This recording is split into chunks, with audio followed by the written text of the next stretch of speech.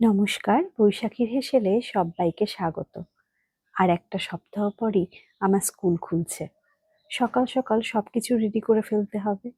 এখনো করছি, কিন্তু তখন আমার স্কুলে যাওয়ার তো একটা তাড়া থাকবে। সময়ের মধ্যে সবকিছু রেডি করে ফেলতে হবে। যাই হোক, আজ কি কি রান্না করলাম দেখো। বাটি চাপা দিয়ে থালায় ভাত বেড়ে নিয়েছি। লম্বা লম্বা সরু সরু করে আলু ভেজেছি।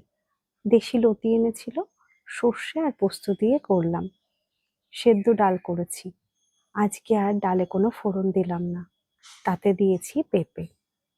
আলু দিয়ে আর বেগুন দিয়ে করেছি ছোট মাছ, মানে ছোট ছোট ট্যাংরা মাছ। আর ডিম সেদ্ধ রেখেছি পাতে। আজকে এরকম সাধারণ রান্না বান্নাই করলাম। গরমে হালকা খাবার দাবার পেটের পক্ষেও ভালো।